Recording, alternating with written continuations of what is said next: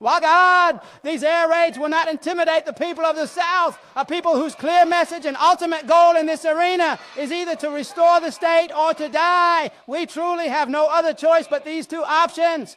This is about our homeland, and we stand here prepared to die. Even if they hit us with their missiles, they hit us with their tanks, they hit us with absolutely anything.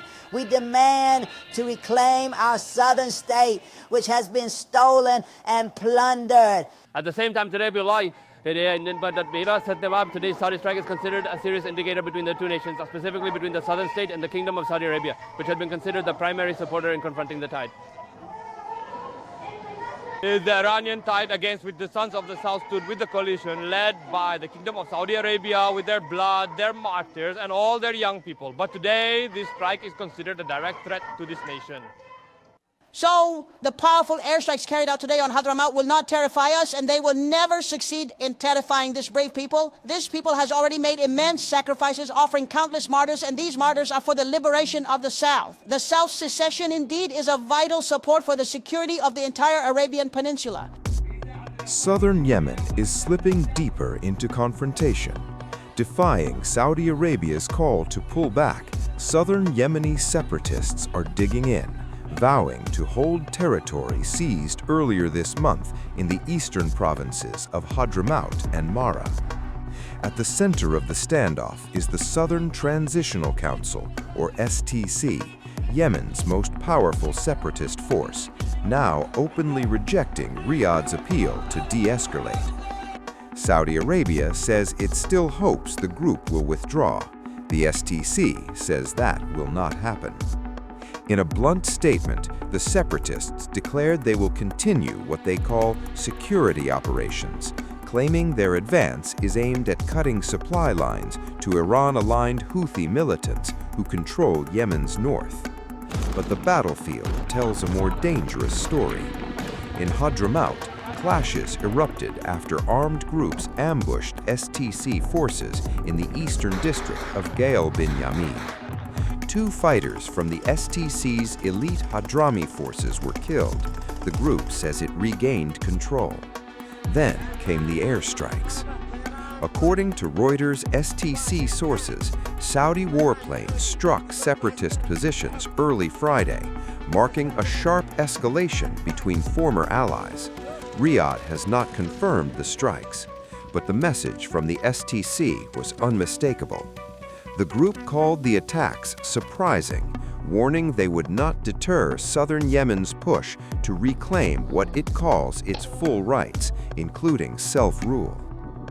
Saudi Arabia says a joint Saudi-Emirati military delegation has been working in Aden since December 12th, trying to push STC forces back to their previous positions.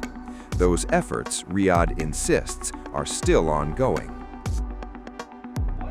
The STC says it is open to coordination, but only on its terms.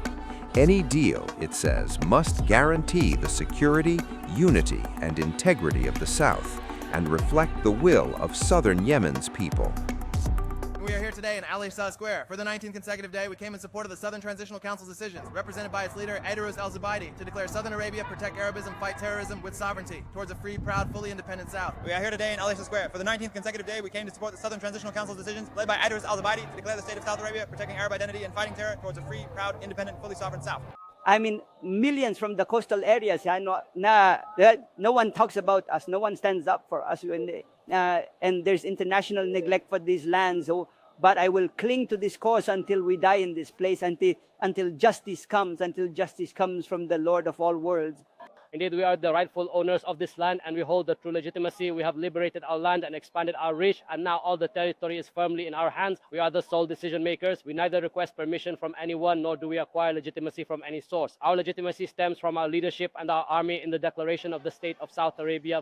We have come here to the parade ground in Aden to congratulate our friends on the declaration of our state and to express our sincere thanks to the leadership of Commander Aden al-Zubaydi Abu Qasim for the successful liberation of the valley.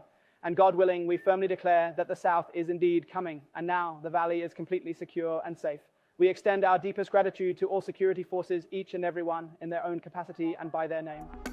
As tensions rise, the United Arab Emirates has stepped in diplomatically. The UAE, a key backer of the STC, has publicly welcomed Saudi Arabia's efforts, saying it remains committed to stability and development in Yemen. Yet the fractures are impossible to ignore. Once part of the Saudi-led coalition fighting the Houthis, the STC has since turned against the internationally recognized government, pushing it out of Aden and pressing its long-held demand for an independent southern state. Yemen, already torn apart by more than a decade of war, now faces a new fault line.